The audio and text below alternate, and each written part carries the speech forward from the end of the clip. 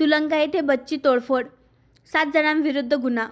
चांदणी police station अंतर्गत येत असलेल्या तुलंगा खुर्द येथे अकोला पिंपळखुटा बसची तोडफोड केल्याची घटना 12 फेब्रुवारी सकाळी 11च्या सुमारास घडली। बस चालकाने दिलेल्या तक्रारीवरून 7 जणांविरुद्ध गुन्हा दाखल करण्यात आला आहे।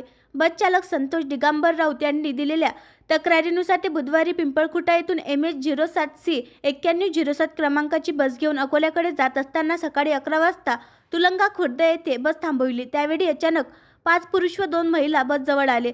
त्यापैकी तिघांच्या हातात काठ्या होत्या। त्यांनी काठीने बसच्या दर्शनी भागाची काचेची तोडफोड केली। त्यांना थांबवण्याचा प्रयत्न केले असता तिघांनी चालक संतोष राऊत व वाहक अश्विन पाटील यास धक्काबुक्की केली। त्यानंतर चालकाने बस चांदणी पोलीस ठाण्यात आणली व तोडफोड करणाऱ्यांविरुद्ध तक्रार दाखल केली।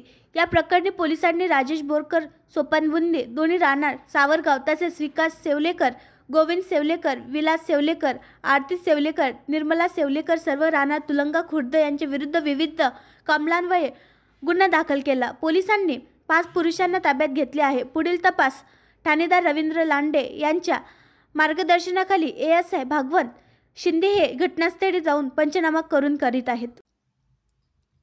आणखी नवीन व्हिडिओ पाहण्यासाठी आमच्या देशमुख एक्सप्रेस न्यूज चॅनलला सबस्क्राईब करा, लाईक करा आणि शेअर करा।